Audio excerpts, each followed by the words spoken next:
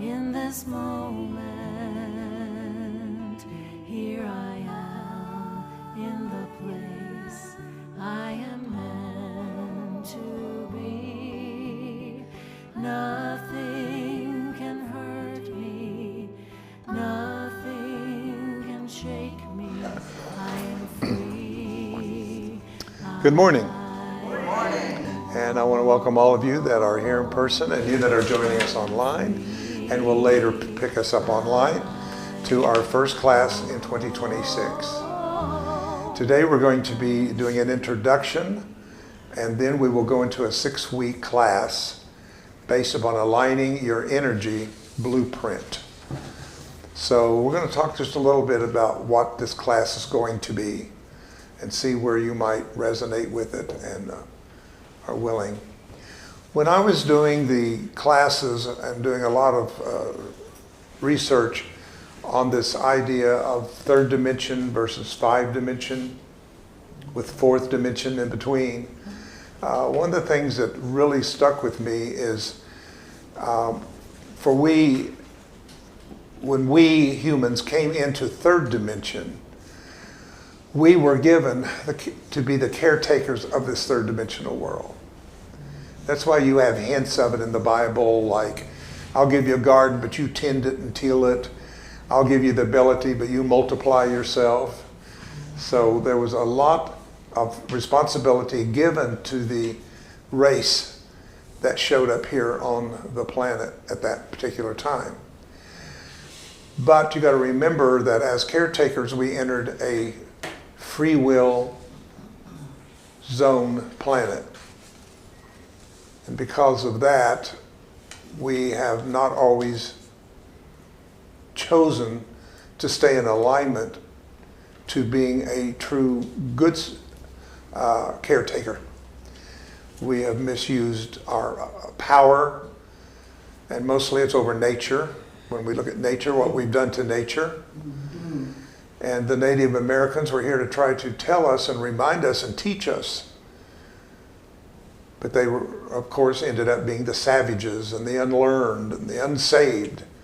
And therefore, they were not at all allowed to participate in bringing forth their riches of their culture into the European cultures that was merging on the planet. But they told us that that spirit was in everything, and it was in the stream, it was in the nature. And of course, we see nature as Mother Earth, right? And it's interesting that they have shown that how man, and I do mean mankind, has treated Mother Earth, they have so treated women. That's true. So as we change our relationship with Mother Earth, maybe we will have a better relationship with the feminine in every form that's in our lives in that way. So now that we're moving and are trying to get through this 4D wilderness of intensified polarities and coming closer and closer to the vibration and the energies of the 5th dimension that is showing up closer and closer. And the closer and closer it comes into our energetic field, the more it disturbs all the patterns of 3D. So again, it's what's breaking in and breaking through is causing breaking down. And that's something that we've got to realize is on our agenda, who have stepped up to this level of consciousness, is that we must see what's happening from a different point of view. We must see it from breakthrough, while others are only seeing it as breakdown. And that's why when it says that they came to Yeshua and said, what is the end of the world? Now, the end of the world was the end of an age. It wasn't the end of the earth. It was the end of a world. And the world that was ending was law. And the new world and age of grace was coming. And he said, when you see these two clash, you're going to see earthquakes in places you've never seen them before. You're going to see nations rising against nations. You're going to see all these things that you're seeing right now. This is not the first time that we've lived through this pattern that's going on. But he said to them, for you that have the eyes to see, look up, because this is your time. For your redemption draweth nigh. So it's up to us to be able to shift our perception of what's going on from doomsday and from defeat and breakdown to the excitement of what is breaking through. And to realize you have stepped up for this time. That's why you're on this planet. So many of us are old enough, we've seen so many people come and go, loved ones, friends, but we're here, we're standing. And that's what I hear every time that on Sunday morning that Sandra talks about just being glad she woke up. That just tells us that we're here because we still have purpose to be here. We're not here by accident. So let's talk a little bit about what these classes are basically going to be about. This week is not so much about what we're going to be doing, but it's how we're going to be seeing it, how we're going to be viewing these classes. Why are they important? What can we get out of them that we can bring into our everyday life? This opening teaching invites participants to shift their perception from life, from effort and struggle to conscious, energetic investment. The scripture, and I meant to look it up because it's in the back of my mind. I know scriptures, but I don't know them where they are in the Bible. That's the difference. A lot of preachers memorize them out of the Bible. And when they speak them, they're speaking from the Bible. I have studied the Bible until I got the meaning of the scripture in me. So I don't have to tell you that John 3:16 says whatever, because whatever John 3:16, if it's awakened in my innate intelligence, then it's got to come from me with my I am code with it. And we'll be talking about that as we continue to move on. But it talks about how that when we come into the earth, and I'm paraphrasing, that you are giving an inheritance. An inheritance. Now, most people tend to give inheritance after they die. But in the spirit world, it's at your birth. It's at your birth. So you get the inheritance at the beginning, not at the end. What good would that do you? That you get your inheritance at the end, at death.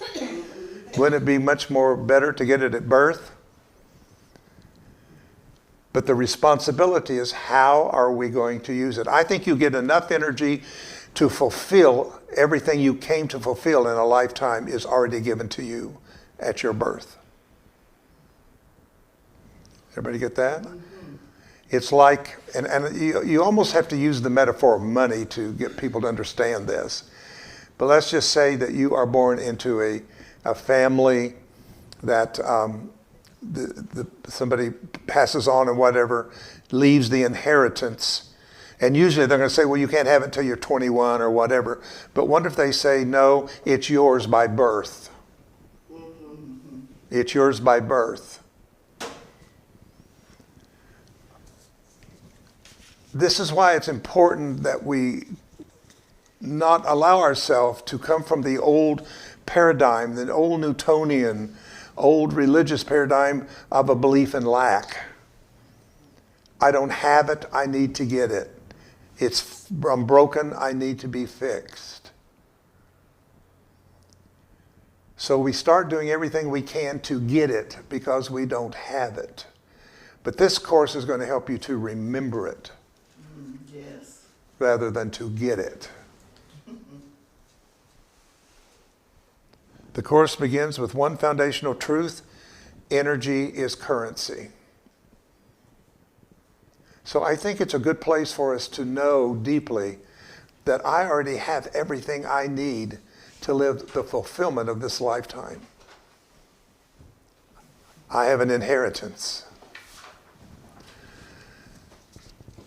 Now, my mother was good to leave something to me. It wasn't a huge amount, didn't make me rich, but she was kind enough to have built up something.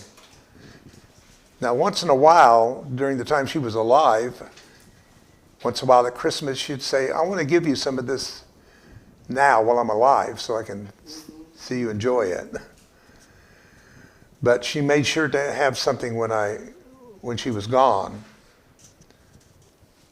And when I got that, I had the responsibility of it.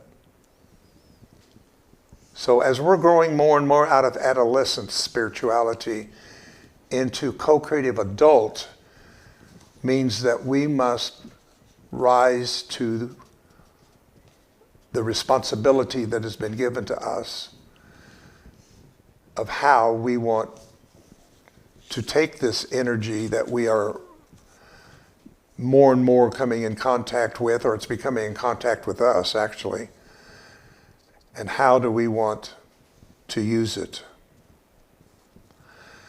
I was very instructed to take what money was left to me and shop investors. And I went through different ones that I did not care for their program, because I think they were more out to get their fee than they was to help me to grow the money.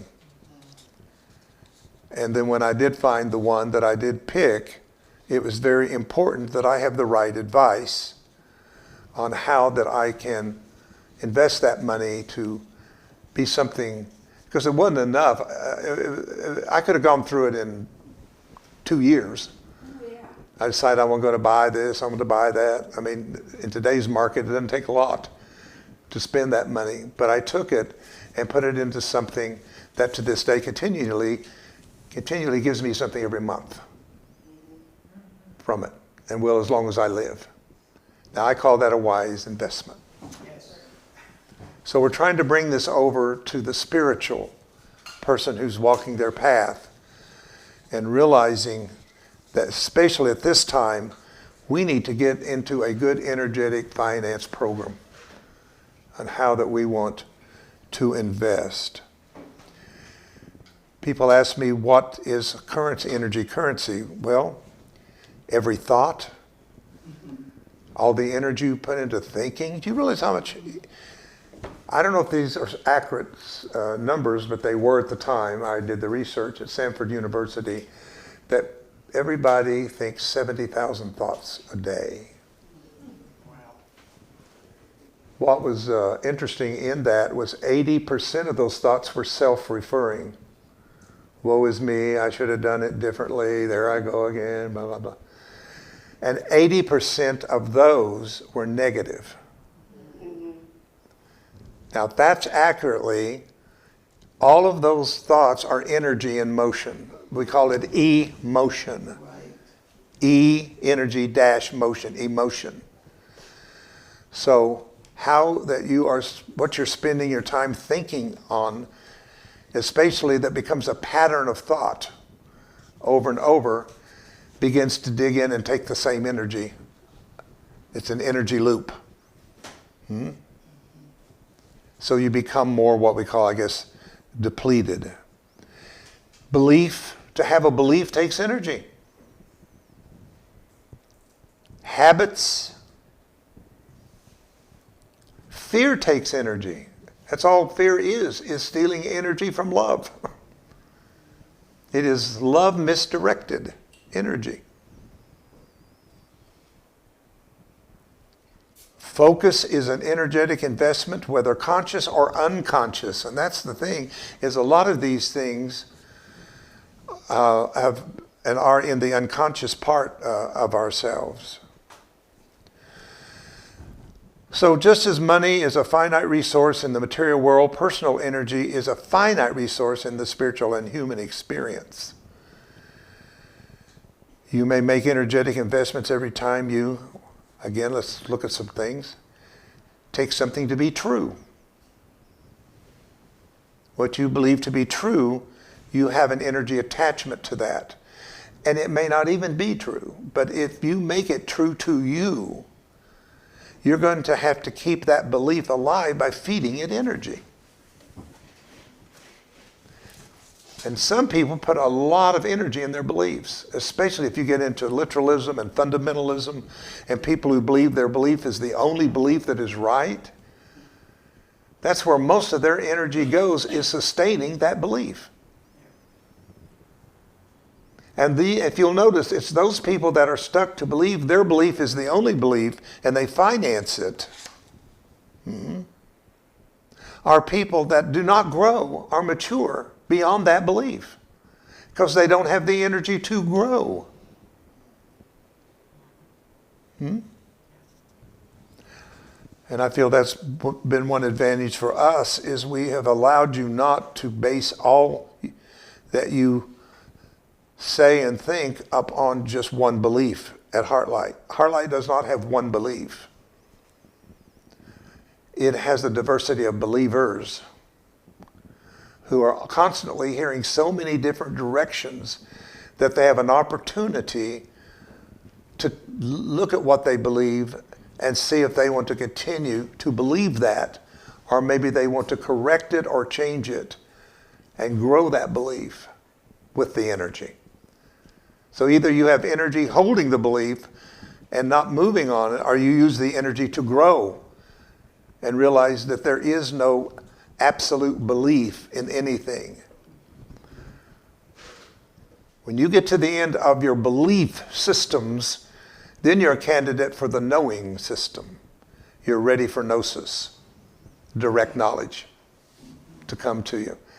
And you know what? I have a feeling that I could say to this group that we've been through a lot of levels of beliefs.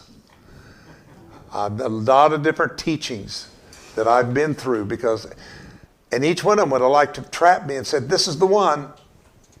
This is the one. Stay here.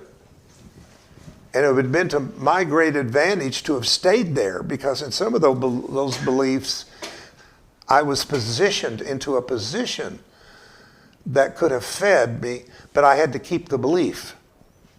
There was no room to grow, to research, to look at anything new or differently. And when I did, guess what? I got kicked out of the belief system. Yeah. So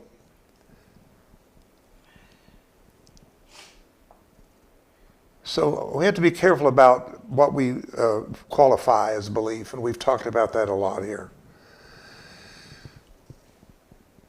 Dwell on a thought. So we have qualified belief, and then we have the second thing we've talked about here is contemplation. The energy to hold something in neutral before judging it right or wrong, good or bad. And we've been teaching that ever since I've been here. Well, before I came here, actually at Unity, I was teaching that. This is a big one. Making yourself responsible for something means the power of choice. You must not let thoughts choose you. You must begin to choose the thoughts that you want to qualify into your investment, or invested into your energy, a currency.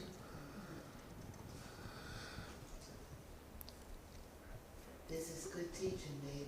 Sorry for the help. We have to attach emotionally to a person or an outcome, and realize that the things in this third dimensional world, including people and things, come and they go. Nothing lasts forever. But people who believe that something is the it invest the energy to keep it the it. Right? Yes, indeed. And it takes a lot. Even if you're in a relationship, or have been in a marriage or a relationship that started out really good, but it kind of went bad, but you kind of got yourself into the relationship, and you don't know what it means to get out of the relationship, so you stay and finance it. How many people continue financing abuse? I've had women come to me and say, I know I do not need to be in this abusive, but every time I leave, I come back. Because she's coming back to her investment.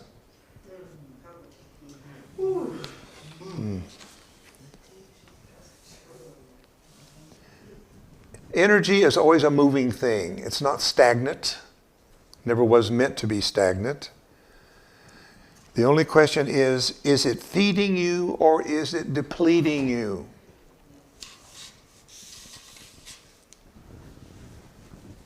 Now, when energy is invested unconsciously, is when we begin to feel stuck.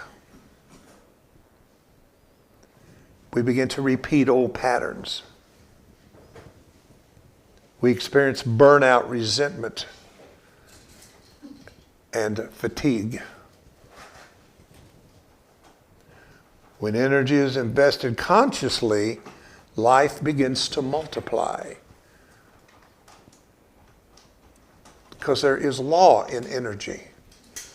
Divine law. I'm not talking about Old Testament law. I'm talking about universal divine law. And one of those that really caught on several years ago was the law of attraction. A lot of people were touched by those videos and those books of the law of attraction. So when we are investing our energy consciously, we begin to create more energy to spend. I'll give you an example in Soma Energetics teaching that I did for so long. I was trying to figure out how do I activate a personal energy field with universal energy field. Now in money, I would say, how do I march them down to the World Bank and get a deposit? That's what I was saying. Where do we come from the source of our energy and connect it to our personal energy bodies? Because you see, energy has to be brought down to the level you can handle the energy. You couldn't handle it directly from source. It had to use a way of using vibration to give itself to become a spectrum of energy through vibration. So as the vibration lowered, it carried a carrier for energy to be lowered. See? But the thing about it, when it got here, to the sensory motor level, it got stuck. Your body is stuck energy.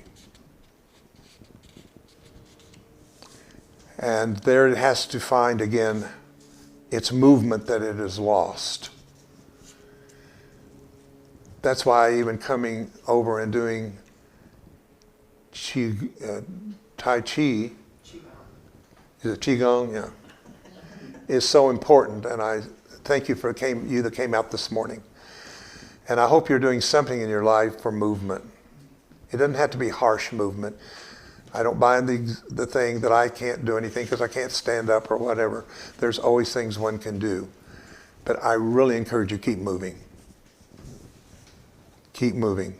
Keeping moving keeps the energy from flowing. But one thing I came up with was interesting, and I was trying to connect the energy. I knew I was to do it at the coccyx, at the very tip of the spine, which is rather an Eastern idea of Kundalini energy that is called 2.5 times around the coccyx, ready to make its ascension against gravity up the back to come to its place in the crown chakra, which is home, in the home. It's home. It's trying to reach back home. So it descended by gravity, but now it has to ascend the gravity that descended it and come back up in vibration and frequency back to the energy. So what came to me was energy crossing energy creates energy. So I had 3 particular vibrations of tuning forks that I used, and I was told to bring energy up from the feet. That would be earth energy. And to bring down blue from sky energy and cross them at the coccyx. And I would put a little stone there, a quartz or something. And then to balance it, which is the heart green, I used green to go across it. So I kept crossing these 3 places until it made an intersection at the coccyx and was building energy upon energy. And when we had done that enough, it caught the energy of the body, which is always circular, or which is a vortex of energy. Now you all know what that is, a chakra, which means a wheel, because it looks like it's spinning. So when I would do that and check with a pendulum or something to see if there was a lot of energy that wasn't there before I did that, then I knew I have activated that person with universal energy. Now we could go to the World Bank, get some money out and put it in their account so that they have now energy not for survival, but to thrive on. This is why the teacher said, I come to bring you life and more abundantly. Amen. This is what is trying to take place with the human race, is we're being pushed into the next level of our bioconscious evolution. And we're kind of going fighting. Even we that have all this spirituality and teachings, we like the teachings and we like to keep getting the teachings, but until when the teachings start changing our world and our life, then we shut down. Because we say we want change, but when change comes, it disturbs the familiar. And we are adapters. Look at all we have adapted to as human beings that's gone on in this world that's unjust. Wars, famines, racism, all, I could go on and on. But we made it. We're still here as a species because we survived it. But it's enough now to be a survivor. We've got to step in to become a thriver. How are we going to build this new earth that Tolle so talked about and made famous in his book of the new earth? How are we going to build a new earth if we don't have anything to build with? If all of my energy is going toward keeping myself well and to keep my relationship going and keep all of my doctor appointments. I'm kind of telling off on myself here. But all the things that takes our time and you know what I'm saying there. We've got to find time of how to use. Here at HeartLight, we've experienced the incoming of a new energy. I believe, and I think many others believe, I don't know what everybody believes about it, but there's no doubt that something is showing up and telling us something has changed here.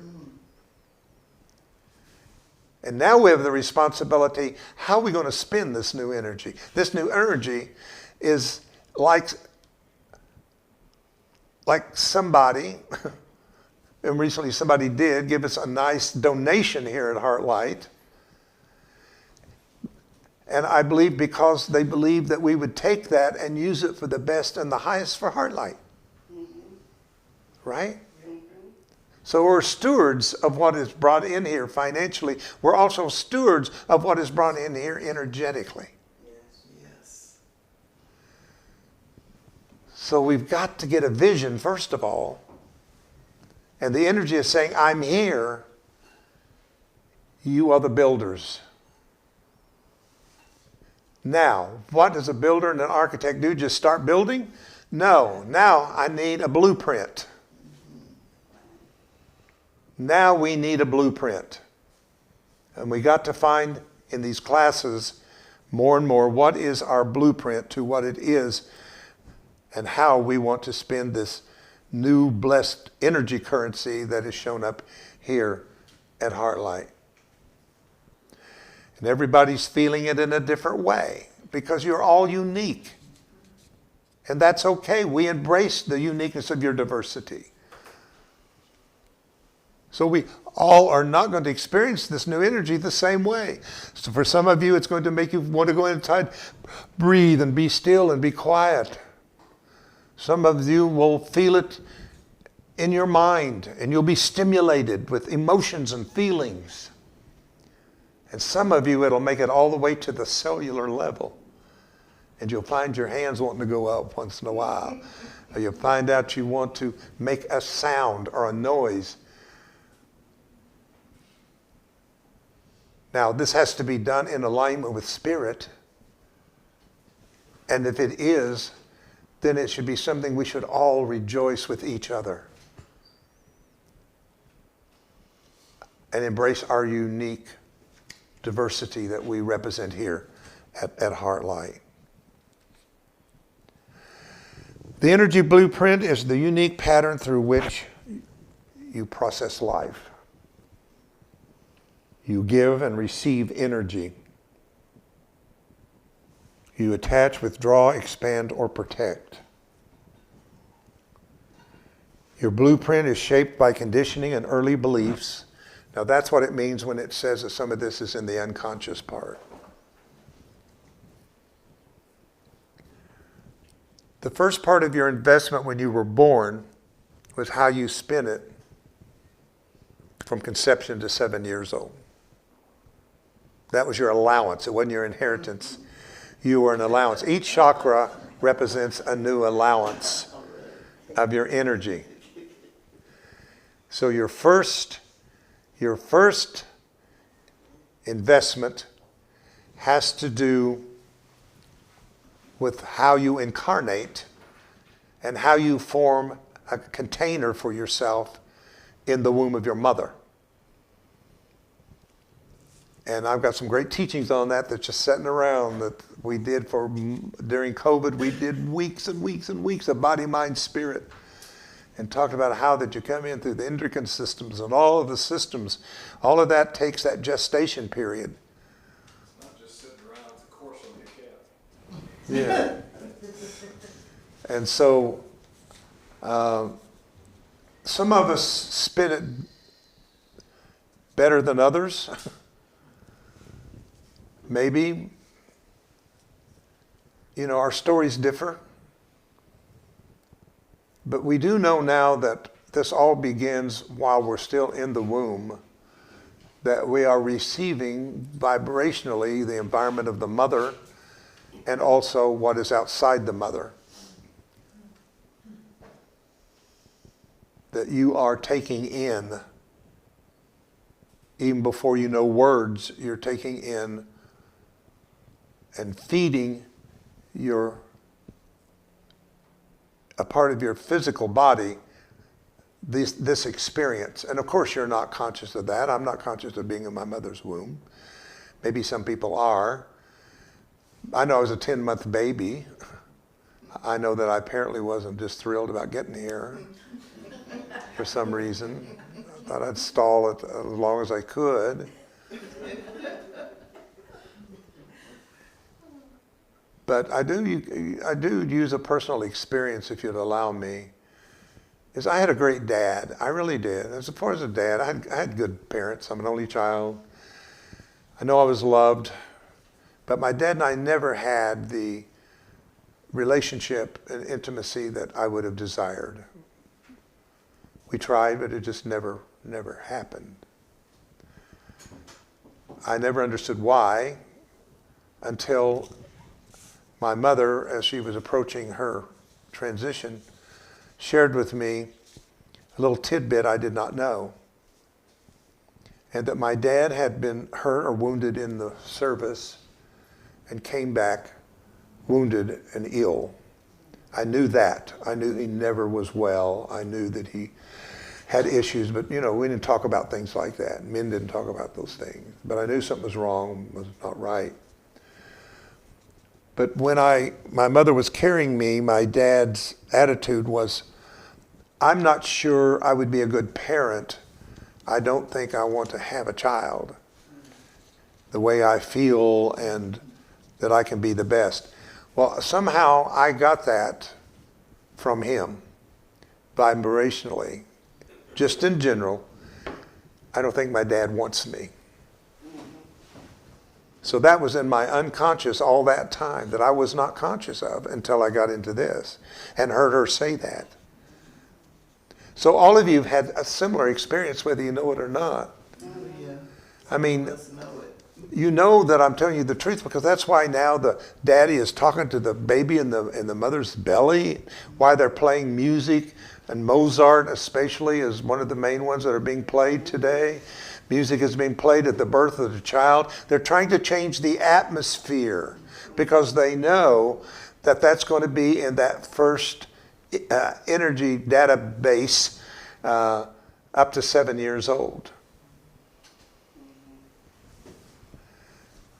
Now, if you have, and that's your tribal, that's going to be not just your birth, that's going to be up to school.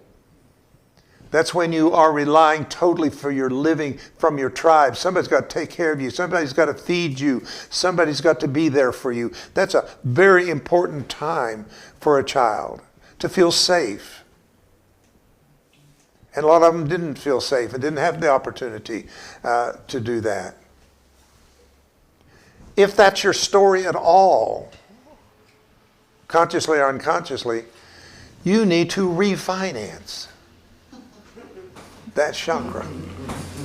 Let's refinance it. Let's bring in some fresh new energy currency. And let's change those things. People say you can't change the past. I disagree. And quantum physics is showing that time runs both backwards and forwards. For some dimension, your future's already set and done. You'll just catch up with it. There's no such thing as time. So this goal and course is not to fix you. The goal is to help you see the blueprint clearly, then consciously realign it. Yes. This means knowing your power, that you hold the power of your world and of your life, and not circumstances out in this world. It amazes me how people continuously are stuck in woundology. That a lot of their story is always about their wounds in life. And we have to be careful with that, because our ego mind will take that pattern at some point and will make us think this is us. Nothing we can do about it. We're victim. We go into victimization at that point. So I'm going to go through all of these chakras, but each one of them represents a different program in your investment program. The second one would be your sacral. That's when you're at 6, 7, you start school. And now you've got to have a world outside the tribe. Now people's got to like you for you, not because you share DNA or blood with them, or even a race with them, or a gender with them. You've got all this new world out there. How are you going to invest in it? And one more, the third one called is the solar plex, which is personal power. This is when you start feeling what it's like to be in the body you have chosen. The gender, sexual orientation, race, all of that. It's called self-power. This is where people have the seed of, I'm not good enough, I'm not pretty enough, I'm not heavy enough, I'm not thin enough, I'm not tall enough, I'm not short enough. And this is where we have low self-esteem issues, is usually in that one. I think that needs to definitely be refinanced. There's a better investment program for that.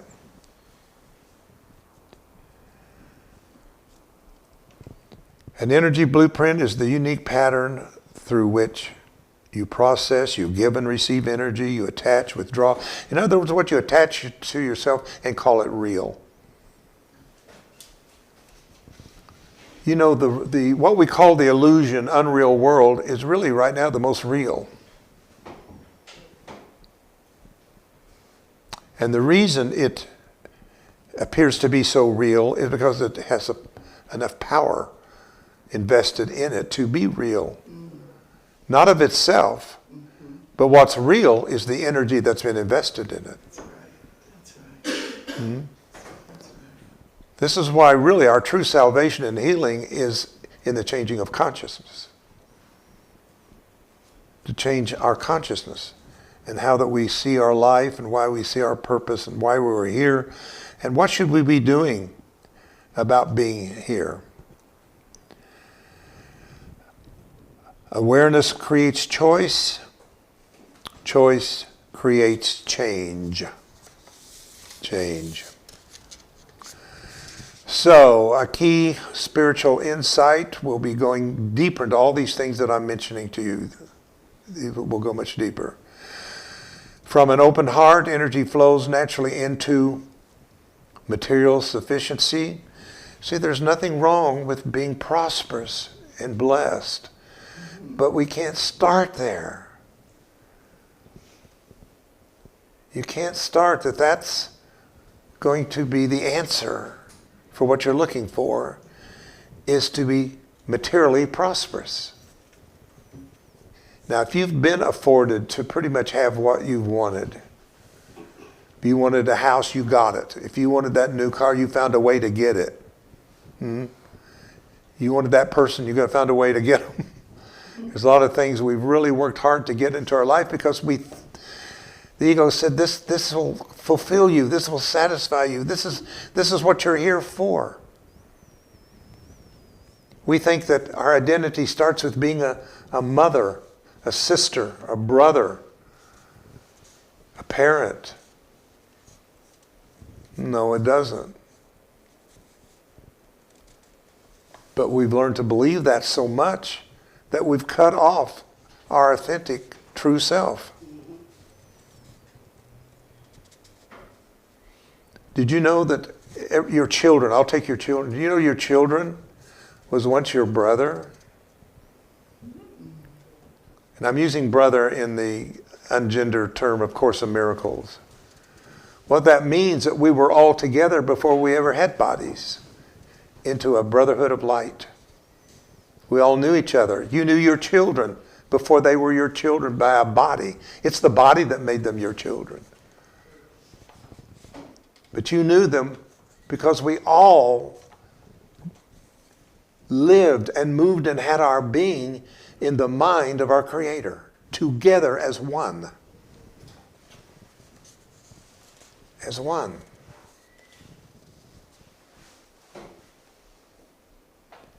And that's why I tell people who have issues with their children, now grandchildren, and I'm having some of those right now in my family, some family issues. But I have to realize that I have to recognize that they have an identity beyond what they became as my grandchild, for instance. That's right. That they came with a purpose. You see, the difference in your children is if you start thinking they only came because of you, and realize a part of them that came from you came through you. Yes, yes. And you have to give them that space whether you like it or not. And I know it's the evolutionary instincts basically of a mother, that mother bear syndrome, to feel 100% responsibility for everything the child does or does not do. There was parts of my life, my parents could not do anything with me. And it wasn't because I was just purposely being mean and stubborn. It's because I came in and didn't lose sight of what was coming through them. And they didn't either, because we had a deal before I came. Or I could not have lived the life I've lived if I'd have had parents that locked me up and said, you will not go do what you're wanting to do at 17 years old. You will stay in school. You will do this. If I'd have had those kind of parents, I don't know where I'd be today. But as hard as it was for them, there was a part of us that was connected with not what was just present, but what had been present before. So find that with your significant others. Find that with your children. Find that part, because you don't want to touch it. It's sacred. And then I find we want them to be certain things, but boy, we didn't want to be when our parents wanted us to be. How quickly we forget.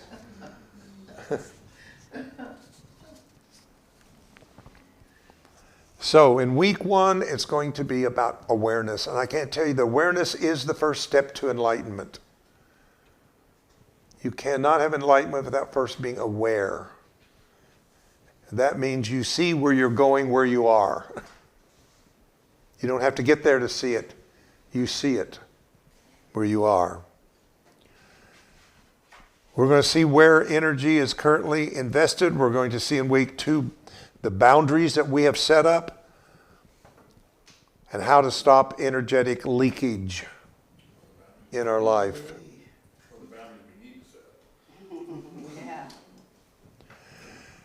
Then we're going to talk about beliefs, the stories that shape energetic flow. I've mentioned all these, but we're going to go much deeper into them.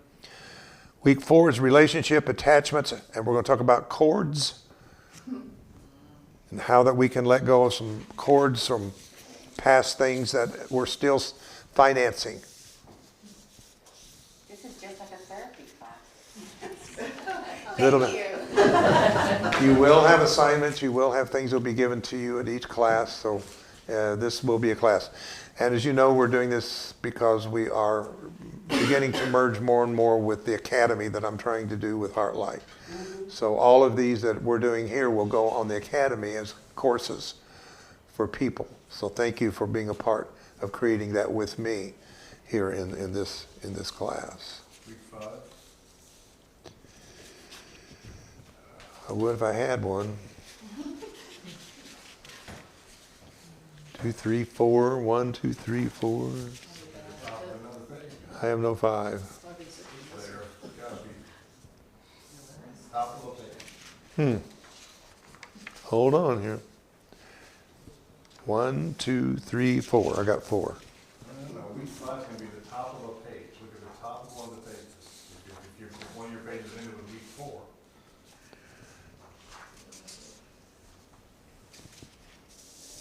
Okay, I think this is what he's talking about.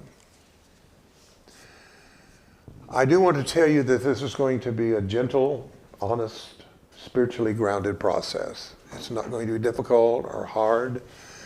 Let's keep it flowing, simple, and easy as we can. Over the next 6 weeks, you're not being asked to become someone new. You are being invited to invest differently. As this journey begins, simply notice, where does energy flow easily? Some of you love to do what you do. Cindy loves to get in this yard and in the dirt and whatever. That's not a job or a work for her. There's probably other things that she does around here that she doesn't get that same experience, but she's willing to do them. But where she really wants to put her self and consciousness is the thing that she loves to do when she can. And maybe some of you don't even know what you love to do. Maybe we need to find out what is a passion and a love that's drawing you at this time. What feels tied or depleted, where Spirit may be inviting us into a new investment. So, at the end of each day, and this is what I'm going to give you for this week, okay? Simple. But you do this every day when you think of it. What received most of my energy today? What received? It should be on your paper, I guess. What received most of my? So as you kind of wind down your day and you have that little time to think, what did I think about the most today? Well, I worried a lot about this today. It just kept coming. Or maybe it was a good thought. Maybe something kept coming up to me that were good. It doesn't have to be all bad or good. But just try to find the theme of the day. What did I really think about most today? And know that's where a lot of your investment went for the day. No fixing, no correcting, just noticing. Makes it that simple. Okay, and now we're going to end this with a little bit of a meditation. If you want to get comfortable. Take a nice breath, and as you exhale, just let it out. Make a sound. Yeah, good, good, good. Just feel the support of the chair and remind you that you are supported in this universe.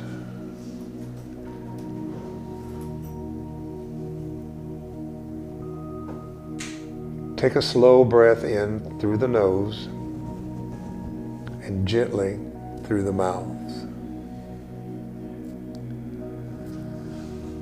Let your body arrive where you already are.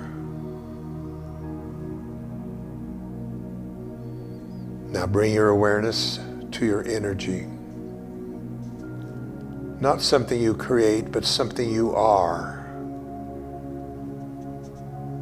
Find your I am self with no label. I am that I am, and that's all I need to be in this moment.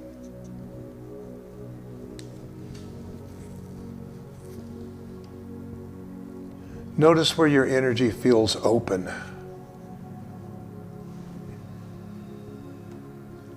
From where it might feel tight. Is your shoulders tight? Is your neck tight? Without judgment, without needing to change anything, just observe yourself sitting in this chair in this moment. And now gently ask yourself, where has my energy been flowing lately?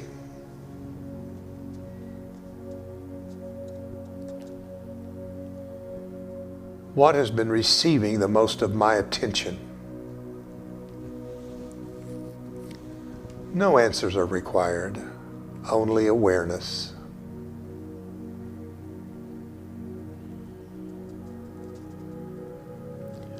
And now imagine your energy as a form of sacred currency.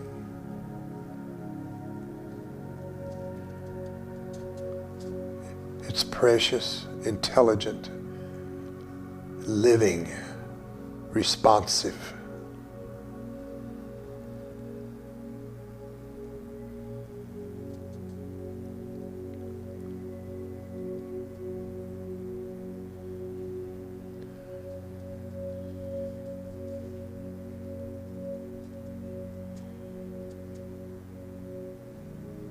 Feel gratitude for its wisdom.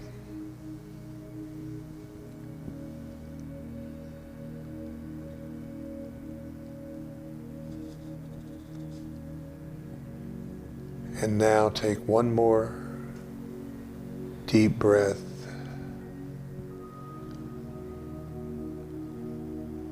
And as you exhale, you can gently return back to this space.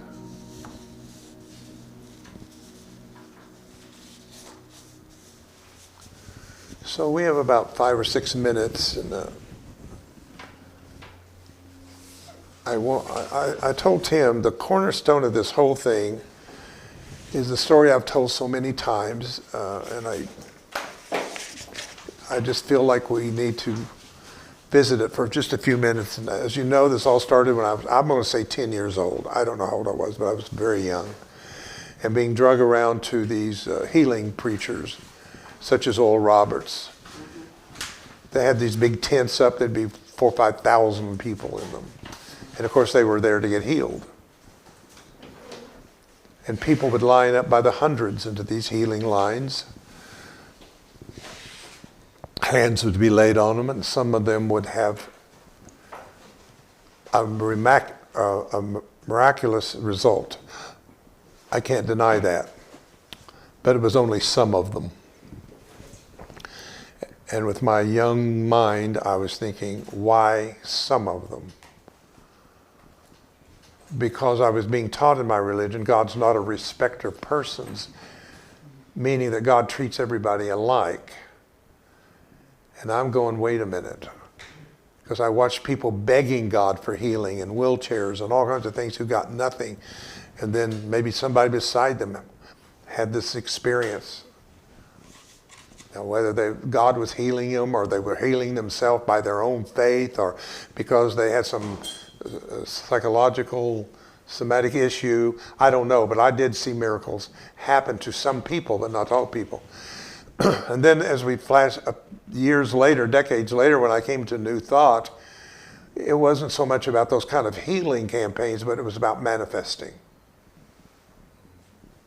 And as you know, if you've been in a New Thought church, most of them have definitely prosperity workshops.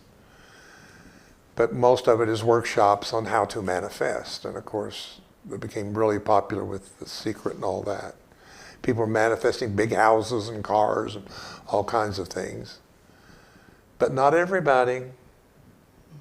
I know a lot of people that sincerely use the principles of the law of attraction and did not draw anything to themselves.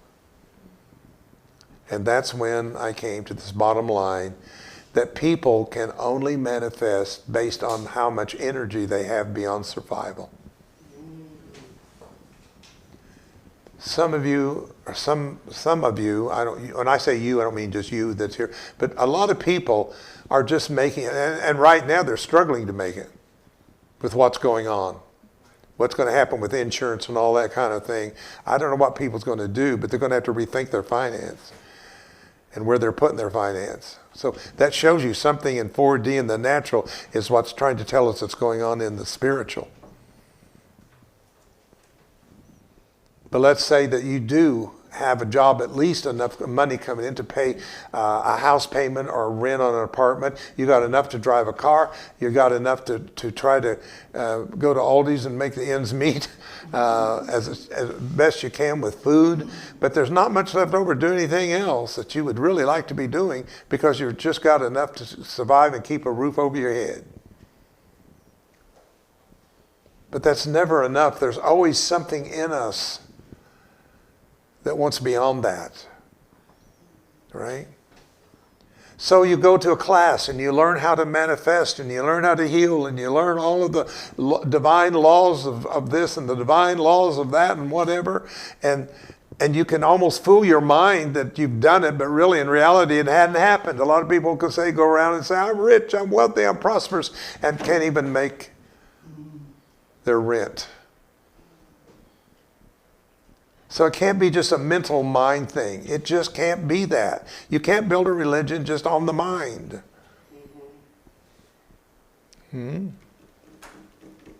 As important as it is,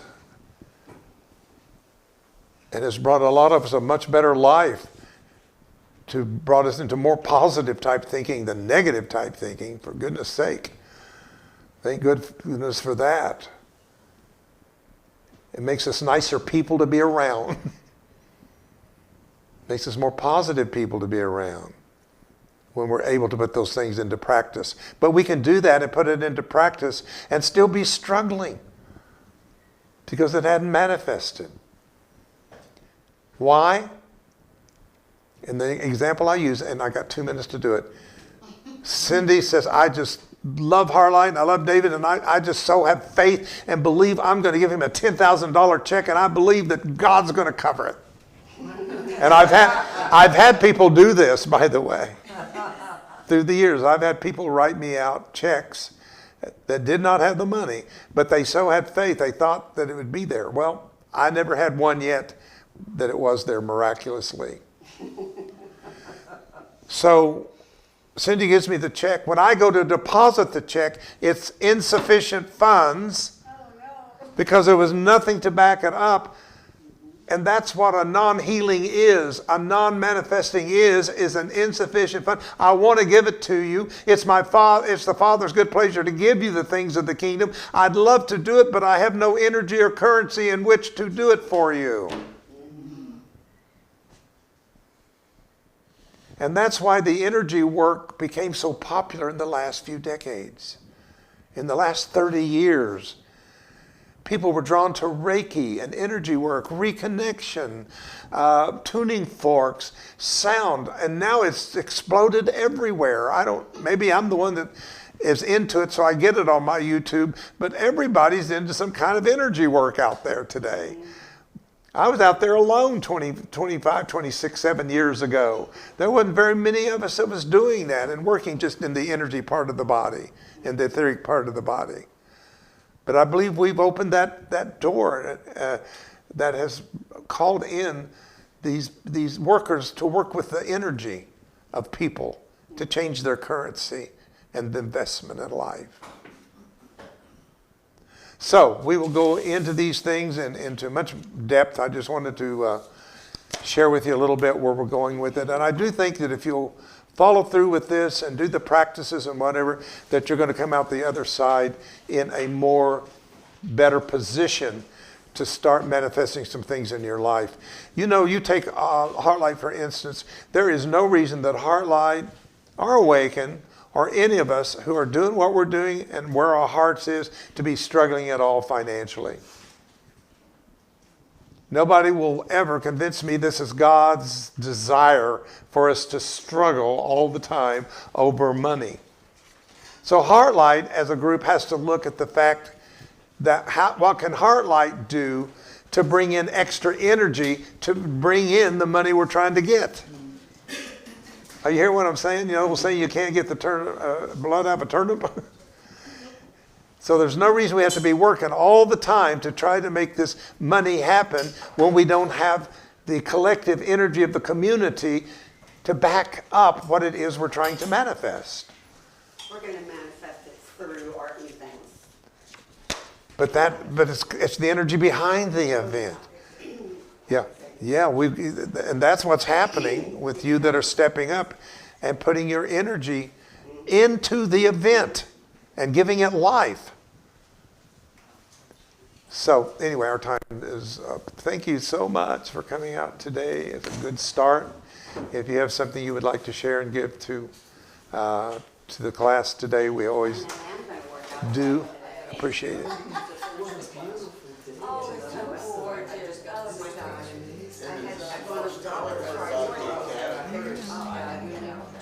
Hold on just a second. I'm sorry. Yes, it's an Academy for Spiritual Awakening. It's going to be something for all my legacy from all my classes. So there's a Bible 101 class, there's chakra classes, there's all kinds of things. Tim can tell you all about it. And if you'd like to get on there, check it out. There's a free place of samples that you can see about it.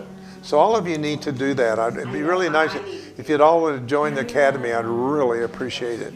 Because this is something that is bigger than HeartLight, is going to be the Academy. So they're going to finance each other. That's going to take us to a whole new level of some kind. Real quickly, anybody have anything at all you need to say? All right. Exercise every day. Exercise every day. I do believe that. Brings up your energy. Move every day. That's a good investment. Invest in their exercise. Invest in your energy by exercising every day. Right. All right. Well, go enjoy this beautiful 70-degree day that we've been given today. And hope to see you all Sunday. Thank you, David. I am meant to be. Nothing can hurt me. Nothing can shake me. I am free. I am home. Here I am, here and now, in this moment. Here I am, in the place I am meant to be. Nothing can hurt me. Nothing can shake me. I am free. I am home. Here I am, here and now, in this moment.